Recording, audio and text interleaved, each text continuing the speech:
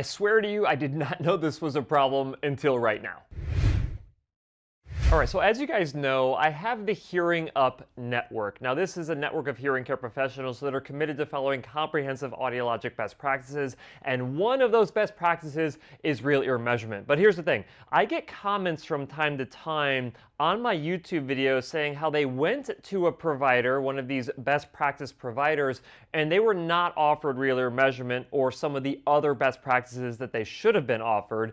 And this was a comment that I actually dug into a little bit more, and I got clarification from the original commenter, and you can find this on my YouTube channel if you want to. Now, this individual went on to one of my videos. I'm not exactly sure what the video was off the top of my head, but they left a comment on the video, and this is what they said. They start off by saying, I've been going to an audiologist group in Mesa, Arizona that is on the real ear measurement / best practice list and was not offered real ear measurement. Now, keep in mind here, Mesa, Arizona is very close to my clinic in Phoenix, Arizona. Well, not very close, I don't know, 30 minutes away from my clinic in North Phoenix, Arizona. So it's kind of disturbing that they found this clinic that does best practices and went to them and was not actually offered best practices. But they go on to say, I requested it after not really seeing improvement in my word recognition and speech and noise issues, and they were reluctant. They implied it wasn't necessary. They finally agreed, but there was an air of annoyance, and the test was not all as Dr. Cliff described, so I'm going to say I didn't really have the test. So at this point in time, reading this comment, I'm like, holy crap, like, do I have a HearingUp network member in Mesa, Arizona? And I'm like, I don't think that I do. Like, what the heck is going on here? And then it goes on to say, I feel like my speech recognition is often better without the aids, and any speech and noise, forget about it. I finished my service contract and I'm looking for a new audiologist. I checked the HearingUp list and my group is no longer included. And I'm like, holy crap, like, did I have a group of clinics listed on HearingUp.com that actually didn't go through the vetting process? And I had to check my map, because I went into my HearingUp.com map locator and I did not see any clinics listed in the Mesa, Arizona area. I do have a handful of clinics in the greater Phoenix area, but none of them are actually in Mesa. So I'm like,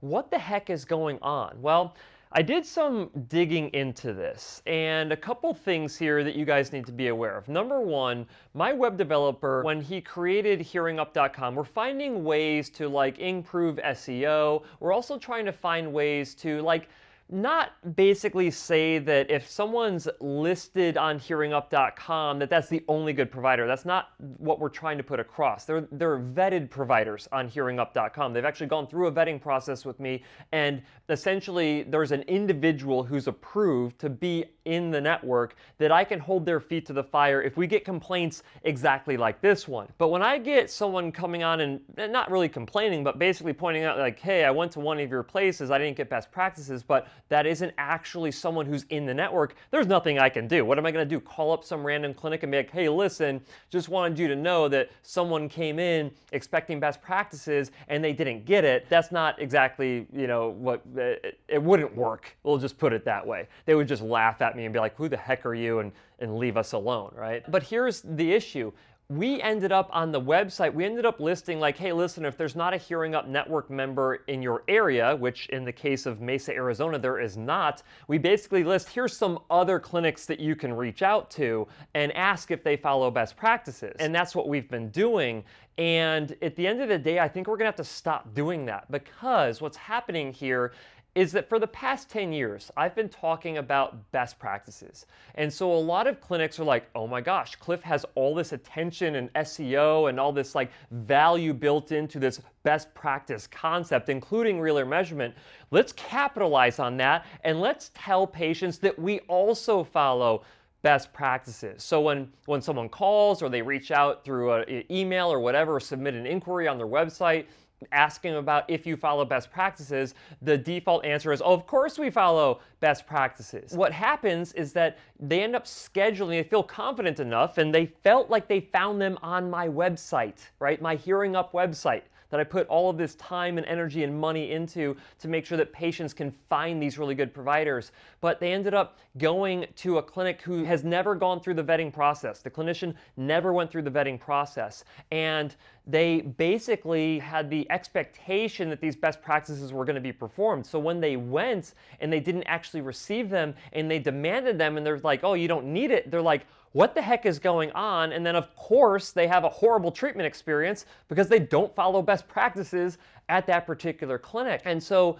this essentially is becoming an issue to where you have to be educated yourself. It is no longer good enough to ask a clinic if they follow best practices. In fact, I would venture to say that 90% of clinics that say that they follow best practices on their websites probably don't follow best practices, or they pick and choose what best practices they want to follow for certain patients, but they're not comprehensive with everybody that they see. That means that you have to be educated on what those best practices are, and if they don't give you those best practices or provide those best practices, you have to leave. Right? Now, there's another question here, like Arizona's big, okay? The greater Phoenix area is big. At the end of the day, if you live in Arizona and you're getting like a bad feeling that you're not getting best practices, I guarantee you that if you come to my clinic, Applied Hearing Solutions in Phoenix, not just I, but every single provider in my clinic follows comprehensive best practices, because if they didn't and I found out, they would be fired. They would be terminated, right? So you can be confident that if you're, again, in the state of Arizona, that if you come to my clinic, period, you're going to be receiving best practices. I don't know what is going to end up happening inside of this profession. But I would love it if there was a professional organization that like took over the vetting process and actually had the ability to like strip certification away from providers who say that they follow best practices, but they don't prove that they follow best practices. But until that happens, here's what you can do. If you go to HearingUp.com and you do not visually see the provider with their name listed on HearingUp.com, they are not a HearingUp member, and I have no recourse with them. Okay, just the other day I had to submit a complaint to a HearingUp provider in a different state saying, hey, here's what a patient said. They said that you were reluctant to provide real ear measurements, and just wanted you to know that is against the rules of the network, and you have to provide real ear measurement for your patient, all right? Unless you have a very good reason not to do so. And in some cases, there are very good reasons. Like I've had a patient with no ear canals before that wanted hearing aids that I actually fit with hearing aids and is doing great with those hearing aids. But if I can't stick a probe microphone tube inside of their ear canals, how can I verify that? I can't, right? I have to do a different form of verification, like sound booth verification, which is called functional gain testing. But that's a different story for a different day. But when a provider's actually gone through the process and they're actually paying to be listed, guess what? I can go and I can remove you from the network if I choose that that is the proper course of action.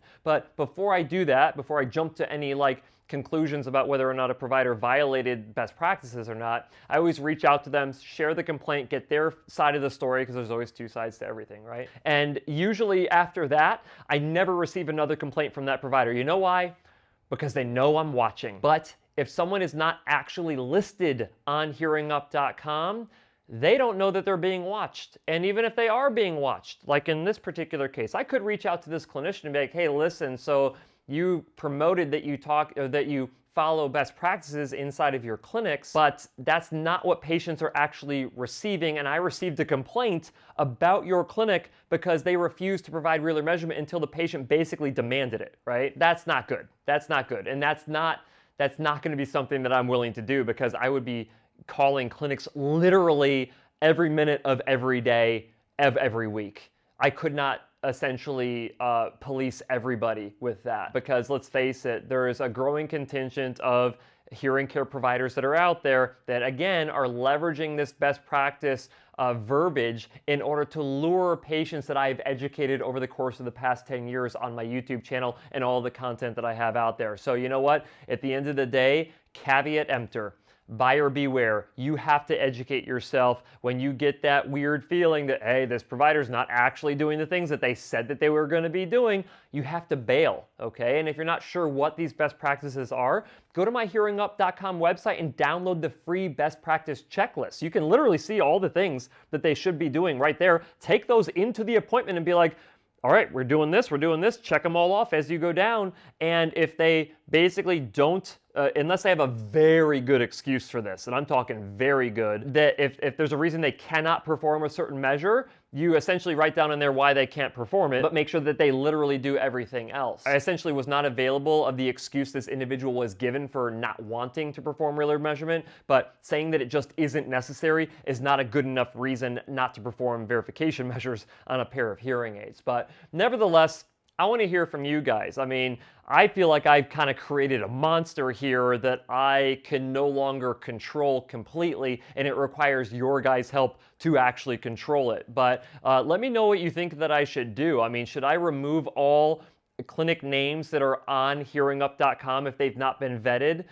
Remember, it doesn't show that they're vetted. It just says, hey, there's no vetted clinicians in your area. You can try asking these clinics if they follow best practices. I'm trying to help people here, and even clinics who are not even involved in this in any way. But if they end up lying, you end up getting screwed. So is the way that I'm doing this, am I doing it right? Am I doing it wrong? I need your guys' feedback in the comment section, and I'll see you next week.